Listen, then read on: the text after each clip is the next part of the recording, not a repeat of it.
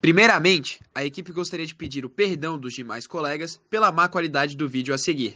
Mas antes que tirem conclusões precipitadas, por favor, ouçam o depoimento de João Bonatti, o editor-chefe do jornal Ontem. Bom, o trabalho estava sendo editado desde o dia 2 de outubro. Tudo corria bem até que, no sábado, dia 27, quando eu ia ligar o meu computador para publicar o trabalho, a placa-mãe decide encarnar o Ivo Holanda e me prega uma peça. Em outras palavras, travou o Nintendo. Eu penso desesperadamente numa solução e, enfim, a encontro. Levar o HD numa lan house para assim publicar o vídeo. Então, segunda-feira, eu vou numa lan house e peço pro tio botar meu HD no PC dele. Ele gentilmente insere o HD em uma de suas máquinas. Porém, como dizia Rocky Balboa em Rocky 5, o mundo não é um mar de rosas. E assim eu descobri que o HD foi pro pau também. E agora, João? A placa-mãe travou. O HD corrompeu. O trabalho sumiu. O tempo acabou. E agora, João? E então, faltando 18 horas para a entrega, o vídeo a seguir começou a ser editado.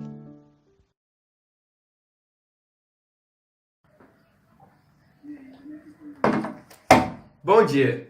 Hoje, o jornal vai ser um pouco diferente. Daremos ênfase ao transporte rodoviário e fluvial, com reportagens e entrevistas exclusivas. Hoje, no Jornal Ontem. Não me jogue pedras, mas sim beijos, beijos. Não me jogue pedras, mas sim beijos, beijos. Beijos, beijos, beijos, beijos. Começando os preparativos, então, vamos passar ao nosso jornalista João Bonatti, diretamente da Beira-Mar, ao vivo. Bom dia, João. Como está o movimento aí na Beira-Mar? Bom dia, Pedro. Não temos muito movimento, mas temos movimento. Certo, João, mas sabemos que não foi assim nas outras rodovias, não é mesmo? Correto, Pedro. De acordo com os dados do ano passado do CNT, Conselho Nacional de Transporte, foram mais de 88 milhões de pessoas que foram transportadas pelas rodovias. Já no ramo das cargas, foram mais de 485 milhões de toneladas por quilômetro útil, sendo transportadas por mais de 150 mil empresas. Isso corresponde a 61% do total de transporte de cargas brasileiro. Tá ok, João. Muito obrigado pelos dados. Tenha um bom dia. Agora, vamos passar para a nossa reportagem feita por outro repórter sobre o transporte rodoviário. Você está vendo estes carros e caminhões passando rapidamente por esta rodovia? Pois é, todos os dias milhares de motoristas passam viajando, transportando ou apenas se locomovendo nas estradas e rodovias aqui no Brasil. O transporte rodoviário é o modal de transporte mais utilizado em terras brasileiras. Esse transporte é feito sobre rodas, em estradas, transportando cargas, animais ou pessoas. Essas estradas começaram a existir no Império Romano, contribuindo para o crescimento econômico do mesmo. E até hoje, contribuem em várias economias mundo afora. As rodovias como conhecemos hoje só começaram a aparecer no século XX, com a utilização e criação dos automóveis. Esse tipo de transporte surgiu para complementar o tão usado transporte ferroviário. Com o passar do tempo, principalmente aqui no Brasil, o transporte rodoviário virou o modal mais utilizado, preterindo as ferrovias que já vinham sendo utilizadas. A primeira rodovia asfaltada no Brasil foi inaugurada em 1928, no governo de Washington Luiz, cujo lema do governo era "Governar era abrir estradas". Com a primeira estrada asfaltada e a industrialização da década de 30, investimentos eram feitos no transporte rodoviário. Seu ápice foi no governo de Juscelino Kubitschek, que permitiu a entrada de indústrias automobilísticas e criou novas rodovias. Os governos sucessores da JK também continuaram esse grande investimento neste modal de transporte. Tanto é que, no regime militar, foi criado o PIN, Projeto de Integração Nacional, que foi responsável por criar novas rodovias e também para melhorar a infraestrutura gerais. Atualmente, os tipos de rodovia que temos no Brasil são rodovias internacionais, que são rodovias utilizadas por mais de um país além do Brasil, rodovias estaduais, que são utilizadas e mantidas por um estado apenas, como a SC-401, as rodovias municipais, que são utilizadas e mantidas pelo município, e as rodovias federais, que são rodovias com BR e 3 números no nome, podem ser divididas em rodovias radiais, que saem da capital federal para os extremos do país, rodovias longitudinais, que ligam o sul ao norte, como a BR-101, rodovias transversais, que ligam o oeste ao leste, como a BR-210, e as rodovias diagonais e rodovias de ligação, que fazem ligação com rodovias federais. Apesar do uso do transporte rodoviário ser bem difundido no Brasil, ele gera custos muito altos. Com grandes impostos por trás, como o IPVA e o PIS/COFINS, os preços estáveis dos combustíveis e as manutenções ruins das rodovias, a insatisfação popular acaba sendo inevitável. Uma amostra disso foi a greve dos caminhoneiros, que parou o país por 10 dias no fim de maio. Durante este tempo, mercados ficaram sem estoque, farmácias ficaram sem remédios e os preços de tudo ficou mais caro. Esse infeliz episódio mostrou que dependemos muito do transporte rodoviário no Brasil. De fato, essa reportagem foi muito boa, o repórter era muito bonito, mas enfim, vamos continuar e vamos pedir a opinião do nosso comentarista Luiz Beck. Bom dia, Luiz. Bom dia, Pedro. Não posso deixar aqui de expor minha indignação com os fatos. Quais são esses? Devido à burrice, eu repito, dos nossos antigos governos, hoje existe uma grande dependência do transporte rodoviário, porra. E o que eu digo? Quais seriam soluções? A porra do transporte hidroviário, merda. Nosso país detém 12%.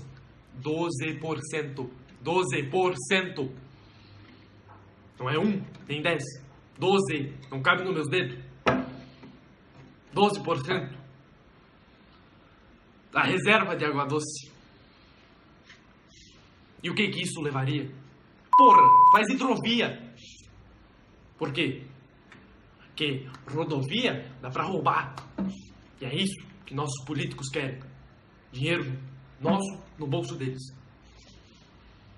Ah, mas no dinheiro é investir. É Rio de Planalto. Foda-se, porra. Eclusa, século 21. Tecnologia. Porra.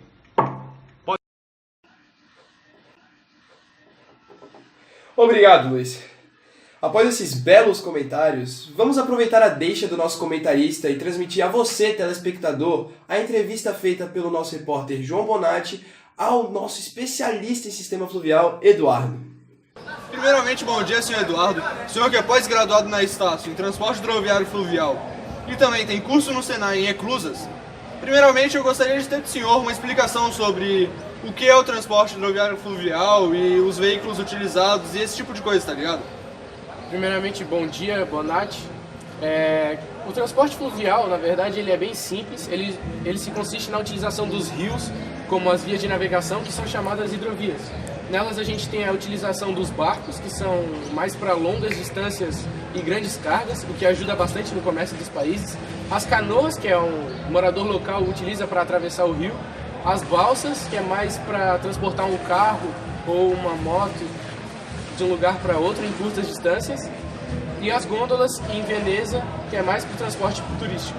O senhor falou que favorece o comércio dos países, então o senhor não acha que seria uma ideia viável aplicar o transporte hidroviário fluvial no Brasil?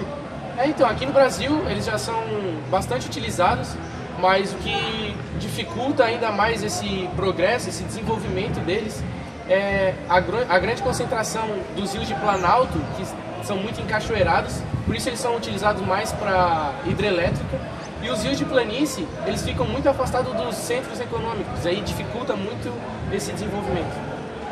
Agora, para o seu curso no Senai, o senhor poderia explicar para a gente como funcionam as eclusas? Então, João, na eclusa a gente tem a utilização de duas portas, uma jusante, que fica na parte inferior do rio, e uma montante, que fica na parte superior. Duas válvulas, uma de dreno e outra de enchimento, e temos também um duto de enchimento. Quando o barco, por exemplo, quer subir o rio, ele se depara primeiramente com a porta jusante, que é aberta para ele poder entrar na eclusa. Quando ele já estiver totalmente dentro, ela é fechada, e a válvula de enchimento é que é aberta para o nível de água poder ser elevado. Quando o nível já estiver pronto, a porta montante é aberta e assim ele sai. Mas se ele quiser descer o rio, o processo feito é o contrário. A porta montante é que ele vai se deparar primeiro e ela é aberta. Então a válvula de dreno é aberta para que o nível de água possa descer. Aí quando já estiver pronto, a porta jusante abre e ele sai da eclusa. Realmente uma bela entrevista. E agora vamos a um rápido intervalo. Rexona, não te abandona.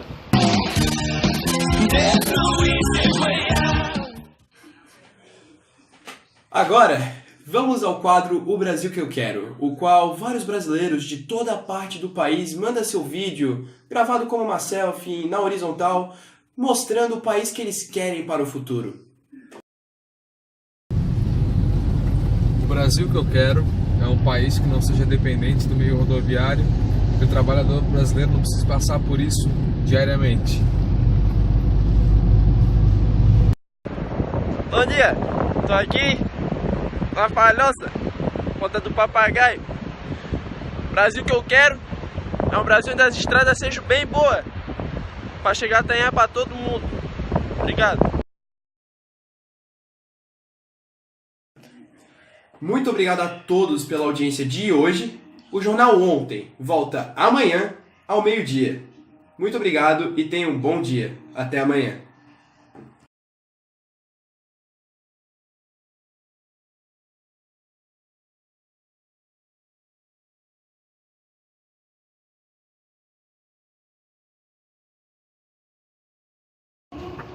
E aí, Felipe?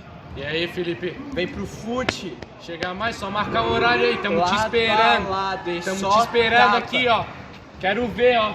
Esperando aqui no pré. Só dá a hora que a gente comparece. Marca o horário que tu vai ver.